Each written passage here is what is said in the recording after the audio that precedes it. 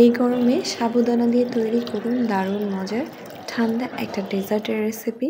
দেখতে ভীষণ কালারফুল আর সেই সাথে খেতে অনেক বেশি মজার। চলুন রেসিপিটা দেখে নিই।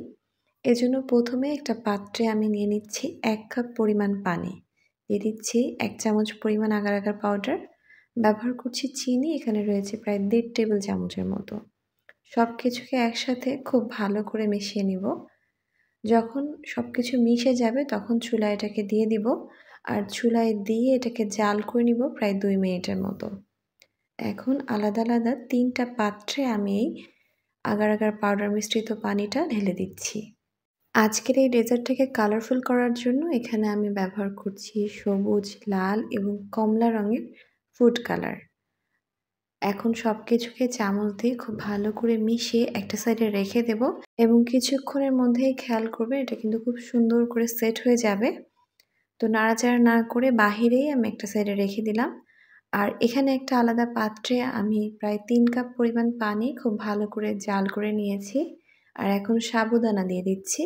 এখানে রয়েছে প্রায় 1 কাপ পরিমাণ। কিছুক্ষণের মধ্যেই সাবুদানাটা কিন্তু খুব দ্রুতই সিদ্ধ হয়ে যাবে। যখন এটা সিদ্ধ হয়ে যাবে তখন একটা স্ট্রেনারের সাহায্যে সাবুদানাটাকে পানি ঝরিয়ে নিতে হবে।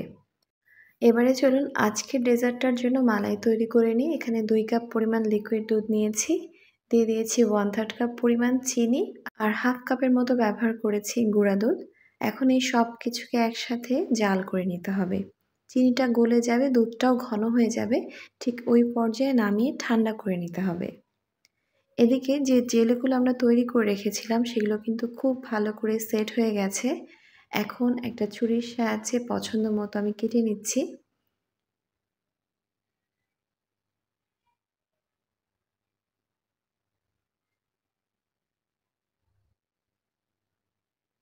সবগুলোই আমি টুকরো করে কেটে নিয়েছি।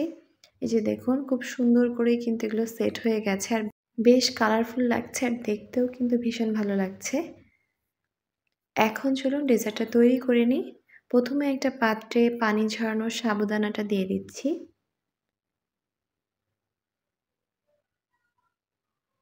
এখন যে জেলিগুলো আমরা তৈরি করে রেখেছিলাম সেখান থেকে একে একে সব রঙের জেলি কিন্তু এখানে ব্যবহার করছি।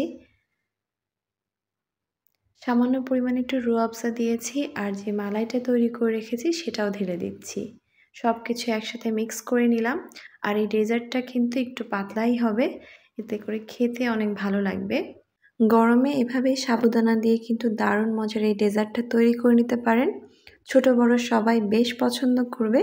রেসিপিটা ভালো লাগলে ভিডিওতে লাইক, কমেন্ট এবং বেশি বেশি শেয়ার করে সাথেই থাকুন।